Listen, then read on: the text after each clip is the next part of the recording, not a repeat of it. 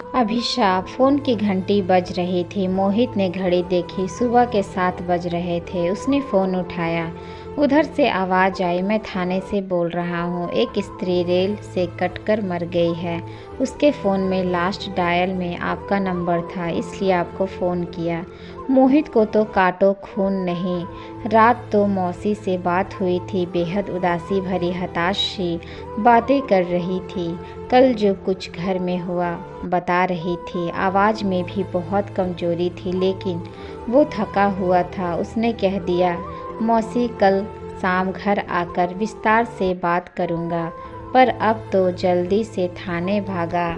लाश मॉर्चरी में रखी हुई थी। उसने मौसा जी को फ़ोन किया, जो बिजली विभाग में कार्यरत थे। 2 साल पहले ही रिटायर हुए हैं। मौसा जी को तो लगा उसकी बात सुनकर साफ सा ही सुन गया। मैं आता हूँ कहकर उन्होंने फ़ोन काट दिया। मोहित सामने पड़ी बेंच पर बैठ गया। उसकी आंखों से आंसू बहने लगे। मौसी माँ की लाडली बहन थी। उनसे 6 साल छोटी थी। मोहित भी मौसी के दिल के बहुत करीब था। सोच में डूब गया मोहित। माँ बताया करती थी, जब उनके जन्म के बाद मौसी पैदा हुई तो सबको खल गई, क्योंकि सबको लड़का चाहिए था। उनके होने से पहले लड़की जानकर कई गर्भपात करा दिए गए थे। उस बार लड़का होने की रिपोर्ट पर ही बच्चा पैदा किया गया, पर हुई लड़की। किसी को बर्दाश्त ही नहीं हुआ। कोहराम सा मच गया। कोई शगुन नहीं हुआ, बस मातम ही हुआ।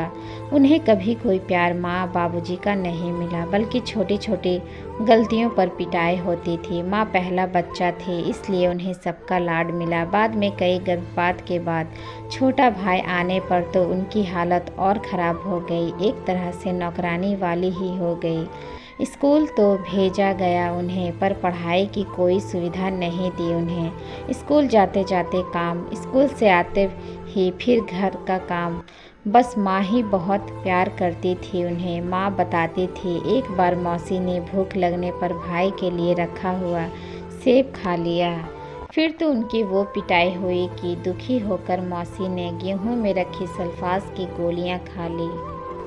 वो तो माँ ने देख लिया। पुलिस के डर के मारे जैसे तैसे उन्हें बचाया गया। माँ की शादी के बाद तो मौसी की हालत और बदतर हो गई थी। 16 साल की उम्र में ही उनकी शादी भी कर दी गई हमारे शहर में। पर यहाँ भी मौसी के दुर्भाग्य ने पीछा नहीं छोड़ा। तेज तर्रार सास और विधवा बहन का आज्ञाकारी पुत्र और भाई निकला उनका पति। दिन रात उनकी सेवा में जुटी रहती। मुंह में बोल तो जैसे थे ही नहीं। उनके मायके वालों ने शादी के बाद उनसे कोई मतलब ही नहीं रखा। बस कभी कभी माँ से मिलना होता रहता था उनका।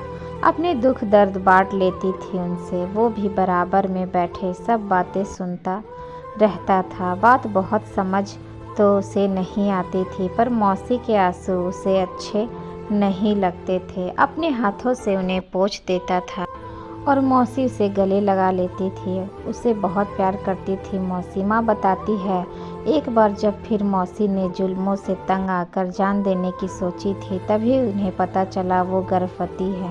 उस दिन से वो खुश रहने लगी थी। उन्हें यही लगने लगा था, अब कोई उनका अपना आने वाला है जो उनका उद्धार करेगा, उनको समझेगा। और फिर रौनक उनके घर आया। 1 साल बाद ही रोशनी से उनकी दुनिया में चहचहाहट भर गई। सास की चिल्लापे, पति का कर्कश व्यवहार, ननद की मनमानी, उन्हें कुछ भी बुरा नहीं लगता था। वो तो अपनी खुशी में मग्न अब दूसरी दुनिया में ही रहने लगी थी। बच्चे पढ़ने में अच्छे निकले। लड़का बैंक अफसर और बेटी इंजीनियर बनी। बेटी की शादी उसके जॉब में आते ही कर दी। वो अपने घर में खुश थी, नौकरी और अपने ससुराल में व्यस्त। मौसी भी उसे कुछ बताकर दुखी नहीं करना चाहती थी। एक बहुत बड़ा झटका मौसी को तब लगा जब उनकी बड़ी बहन यानी उसकी माँ अचानक चल बसी। बहुत फूट फूट कर रोई थी। वो कहती थी, अब मैं अनाथ हो गई। वो तो खुद ही बिल्कुल टूट सा गया था, पर उसने मौसी को गले लगाकर कहा था, मैं हूँ ना। उसने ही अपनी शादी में उन्हें फ़ोन खरीद कर दिया था भेंट स्वरूप, ताकि जब चाहे उससे बात कर सके। उनके बेटे ने भी प्रेम विवाह किया। पति तो बिल्कुल भी तैयार नहीं थे, हालांकि उन्हें भी लड़की और उसका परिवार ठीक नहीं लगा। फिर भी बेटे की की खुशी के लिए बड़े लाड प्यार से बहू घर पर लेकर आई, पर शायद यहाँ भी उनकी किस्मत दगा दे गई। बहू के पिताजी का कोई काम नहीं था, भाई भी आवारा था। वो तो हर वक्त घर में डेरा डाले रहते और बहू को चढ़ाते रहते। बहू को हर समय ठंडा बुखार। मौसी दिन रात काम करती रहती। बेटे से बात करने की कोशिश की तो बेटे का जवाब सुनकर बहुत चक्की रह गई। बोला, ये क्या माँ, आपको सबसे प्रॉब्लम रही, पहले अपने माँ बाप, फिर सास और अब बहू। कभी तो एडजस्टमेंट करना सीखो। पापा को भी आपसे इसलिए शिकायत रहती है, कुछ समझती ही नहीं हो आप। मौसी घुट कर रह गई। उन्होंने मन ही मन फैसला कर लिया था कि अब वो किसी से कुछ नहीं कहेगी। जब बहू के पैर भारी हुए, वो सबसे भारी वक्त था उनका। काम भी सारा करती, ऊपर से बहू के इल्ज़ाम। इन्हें मैं खाते हुए अच्छी नहीं लगती, तभी वही बनाती है जो मैं नहीं खाती। अब बहू को रौनक की बुआ जी का भी पूरा संरक्षण प्राप्त था। मौसी तो खाना बनाने से पहले बहू से पूछ कर आती थी क्या खाना है, पर अगर वो बेटे से ये कहती तो बेटा सही क्यों मानता उसे भी। अब यही लगने लगा था माँ में भी प्रॉब्लम है, तभी कोई पसंद नहीं करता इन्हें। बहू की माँ लोकल होने की वजह से रोज़ ही बेटी से मिलने आती और ज्ञान बघार जाती क्या क्या खाना है। मौसी रसोई में उसे पूरा करने में जुटी रहती, कभी जूस, कभी फल, कभी मेवा, कभी दूध। इसी बीच बेटे का भी ट्रांसफ़र हो गया। पति ने बैठक तक खुद को सीमित कर लिया। मौसी चुपचाप सबकी बातें सुनते हुए कामों में लगी रहती, पर जिस दिन दूध जैसा पोता घर आया, मौसी फिर निहाल हो गई। सब दुख भूल गई, सपने बुनने लगी। पर सपना तब टूटा जब बहू ने पोते को हाथ भी लगाने को मना कर दिया। बहू की माँ भी घर पर ही रहने लगी बेटी की देखभाल के नाम पर काम सारा मौसी ही करती। मौसी का शरीर भी टूट गया था, इतना काम नहीं हो पा रहा था। उन्हें बुखार आ गया, तब भी वो काम करती रही, पर कल अचानक बेहोश होकर गिर गई। फिर तो घर में कोहराम ही मच गया। कहा गया जरा काम क्या बढ़ गया, इनका नाटक शुरू हो गया। क्या क्या नहीं कहा गया।